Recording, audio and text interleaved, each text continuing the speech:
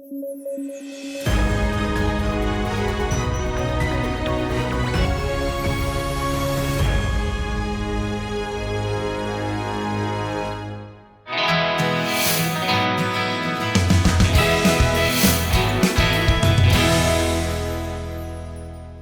News at 9 programme में आपका स्वागत है। मैं हूं अमृत उपाध्याय। आइए जल्दी से देखें हेडलाइंस। नेशनल क्वांटम मिशन को मिली मंजूरी, विज्ञान एवं तकनीक विभाग संभालेगा कमान, 4 थीमेटिक हब्स का होगा निर्माण। कामाख्या कॉरिडोर का होगा विकास, काशी और महाकाल की तर्ज पर होना है निर्माण, 51 शक्तिपीठों में से एक है कामाख्या। और ऑक्सफैम इंडिया के खिलाफ मामला दर्ज, FCRA के उल्लंघन का है मामला, CBI ने किया है मामला दर्ज।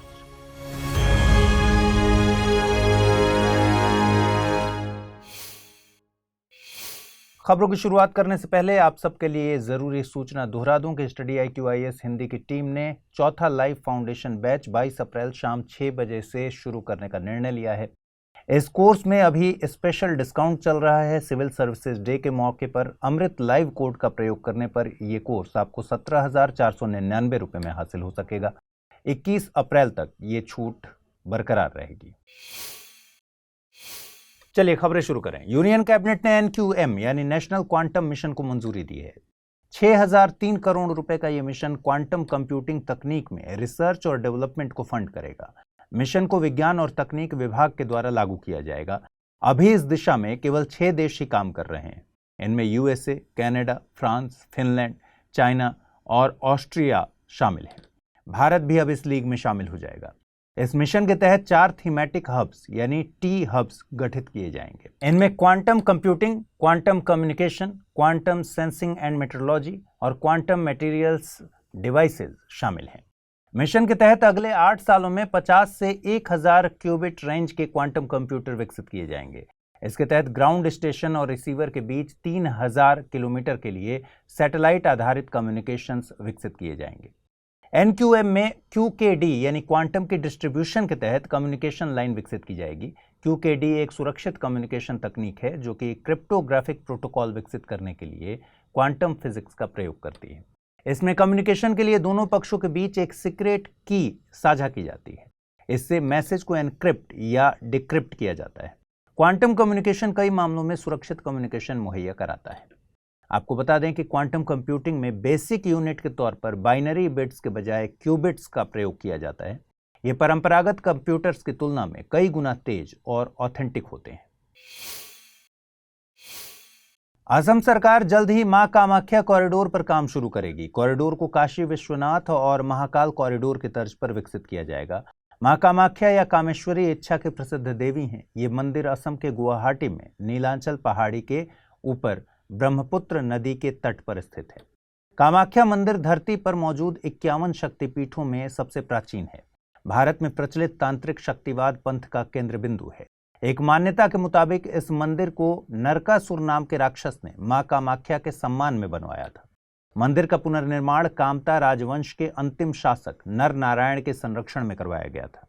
कामाख्या मंदिर में हर साल जून महीने में लगने वाला अंबुबाची मेला बेहद प्रसिद्ध है। आपको बता दें कि असम भारत के उत्तर पूर्व में स्थित एक राज्य है। यह उत्तर पूर्व में जनसंख्या के मामले में पहले नंबर पर और क्षेत्रफल के मामले में दूसरे नंबर पर आता है। असम को land of red river and blue hills के नाम से भी जानते हैं। इस राज्य में भारत के 6 भू आकृतिक विभाजनों में से 3 मौजूद हैं। नदर्न हिमालय के तौर पर ईस्टर्न हिल्स, उत्तरी मैदान के तौर पर ब्रह्मपुत्र का मैदान और दक्कन पठार के तौर पर कार्बी एंगलोंग मौजूद है। असम अपनी सीमा भूटान, बांग्लादेश, पश्चिम बंगाल, अरुणाचल प्रदेश, नागालैंड, त्रिपुरा, मिजोरम, मणिपुर और मेघालय से साझा करता है। CBI ने दिल्ली स्थित ऑक्सफैम इंडिया संगठन के खिलाफ मामला दर्ज किया है। यह मामला FCRA यानी विदेशी अंशदान विनियमन अधिनियम के उल्लंघन के खिलाफ दर्ज किया गया है। दरअसल संगठन पर आरोप है कि 2013-14 से 2015-16 के बीच इसे FCRA के तहत तय बैंक खाते के बजाय किसी निजी खाते में 1.5 करोड़ रुपए का विदेशी योगदान मिला है। साथ ही संगठन पर यह भी आरोप है कि वो सेंटर फॉर पॉलिसी रिसर्च को अपने सहयोगियों या कर्मचारियों के माध्यम से धन मुहैया कराता है। भारत में किसी व्यक्ति या संस्था को मिले विदेशी धन को 2010 के FCRA कानून के तहत गृह मंत्रालय द्वारा रेगुलेट किया जाता है। एफसीआरए को 2020 में संशोधित किया गया था। इस संशोधन का मकसद विदेशी योगदान की प्राप्ति और इस्तेमाल में पारदर्शिता लाना और जवाबदेही को बढ़ाना, साथ ही समाज के कल्याण के लिए कार्य कर रहे असल गैर सरकारी संगठनों को मदद पहुंचाना भी इसका मकसद है। संशोधन के बाद यह कानून लोक सेवकों को विदेशी अंशदान लेने पर रोक लगाता है, साथ ही किसी दूसरे व्यक्ति को विदेशी योगदान को ट्रांसफर करने पर भी रोक लगाता है। यह संशोधन सरकार को इस्तेमाल न हुए विदेशी अंशदान के उपयोग पर रोक लगाने की अनुमति देता है। हालांकि ऐसा तब किया जा सकता है जब जांच में सरकार को लगे कि ऐसे व्यक्ति ने एफसीआरए के प्रावधानों का उल्लंघन किया है। वहीं यह कानून पंजीकरण के लिए पहचान दस्तावेज के रूप में विदेशी योगदान लेने वाली संस्था के सभी पदाधिकारियों और निदेशकों को आधार संख्या की जानकारी देना अनिवार्य करता है। इसके अलावा विदेशी अंशदान नई दिल्ली स्थित भारतीय स्टेट बैंक की केवल उन शाखाओं में लिया जा सकता है जहां बैंक द्वारा खाते को एफसीआरए के लिए तय किया गया हो। इस खाते में विदेशी अंशदान के अलावा कोई भी धनराशि प्राप्त या जमा किया जा सकता है। इतना ही नहीं, पहले गैर सरकारी संगठन प्रशासनिक खर्च के लिए 50% तक धन का उपयोग कर सकते थे, मगर अब नए संशोधन ने इस उपयोग को 20% तक सीमित कर दिया है। बच्चों के लिए मशहूर हेल्थ ड्रिंक बॉर्नविटा इन दिनों एक विवाद में फंस गया है। इस विवाद की शुरुआत एक सोशल मीडिया इन्फ्लुएंसर के जरिए हुई। इन्फ्लुएंसर ने दावा किया कि हेल्थ ड्रिंक बॉर्नविटा में चीनी की मात्रा ज्यादा है। हालांकि बॉर्नविटा की पेरेंट कंपनी कैडबरी ने इसे लेकर सोशल मीडिया इन्फ्लुएंसर को लीगल नोटिस भेजा है। उधर पोषण नीति पर काम करने वाला think tank the nutrition advocacy in public interest India या फिर नापी ने इन्फ्लुएंसर के दावे को सही बताया है। भारत में FSSAI यानी भारतीय खाद्य मानक और सुरक्षा प्राधिकरण पैकेज्ड और प्रोसेस्ड खाने को रेगुलेट करता है। इसके लिए FSSAI ने खाद्य सुरक्षा और मानक विज्ञापन और दावा विनियम 2018 बनाया। यह रेगुलेशन खाद्य उत्पादों के दावों और विज्ञापनों में निष्पक्षता को स्थापित करता है, साथ ही उपभोक्ता के हितों की रक्षा में गलत दावों या विज्ञापनों के लिए FBOs यानी फूड बिजनेस ऑपरेटर्स को जवाबदेह बनाता है। रेगुलेशन के मुताबिक प्रोडक्ट में पोषण संबंधी दावे करने वाली कंपनी को प्रोडक्ट की सूची में पदार्थों का जिक्र करना होगा। न्यूट्रिशन लेबलिंग के अनिवार्य भाग के रूप में न्यूट्रिएंट्स का उल्लेख करना होगा। जरूरी होने पर लेबल पर कुछ न्यूट्रिएंट्स की मात्रा या गुणवत्ता का भी जिक्र करना होगा। इसके अलावा प्रोडक्ट पर स्वास्थ्य संबंधी दावे का भी जिक्र करना होगा। FSSAI का गठन केंद्र सरकार के खाद्य सुरक्षा और मानक अधिनियम 2006 के तहत हुआ है। इसे भारत सरकार के स्वास्थ्य एवं परिवार कल्याण मंत्रालय के तहत गठित किया गया है। FSSAI मानव उपभोग के लिए पौष्टिक खाद्य पदार्थों के उत्पादन, भंडारण, वितरण, बिक्री और आयात की सुरक्षित व्यवस्था करने का काम करता है। इसके अलावा यह देश के सभी राज्यों, जिलों और ग्राम पंचायत स्तर पर खाद्य पदार्थों के उत्पादन और बिक्री के लिए तय मानकों को बनाए रखने में सहयोग करता है। यह समय समय पर खुदरा एवं थोक खाद्य पदार्थों की गुणवत्ता की भी जांच करता है। इसका मुख्यालय नई दिल्ली में स्थित है। आइए जल्दी से देखें बुलेटिन पर आधारित क्या सवाल बन सकते हैं। पहला सवाल है, भारत के एक राज्य के बारे में निम्नलिखित संकेतों पर विचार कीजिए। इसे land of red river and blue hills के नाम से जानते हैं।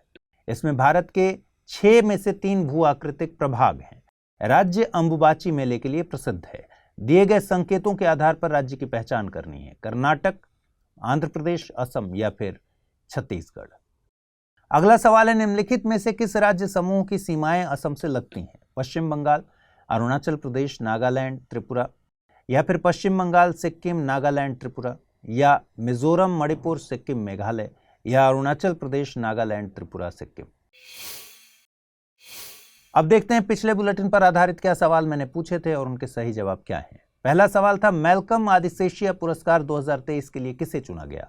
प्रभात पटनायक, उत्सा पटनायक, पूर्णिमा देवी बनर्जी या फिर शशि थरूर। सही जवाब है विकल्प बी यानी उत्सा पटनायक। अगला सवाल था, भूदान आंदोलन के संबंध में निम्नलिखित कथनों पर विचार कीजिए।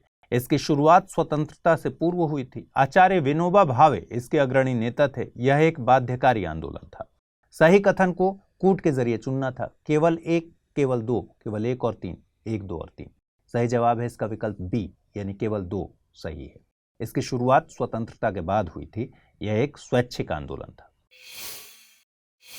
तो आज पूछे गए सवालों का जवाब जरूर कमेंट बॉक्स में दीजिए और अगर आप इस बुलेटिन की पीडीएफ हासिल करना चाहते हैं तो अमृत उपाध्याय 007 टेलीग्राम चैनल पर जाइए जहां इसकी पीडीएफ रोजाना मिलती है। ख्याल रखिए अपना, ठीक से पढ़ाई कीजिए। कल रात 9 बजे फिर से मुलाकात होगी। नमस्कार।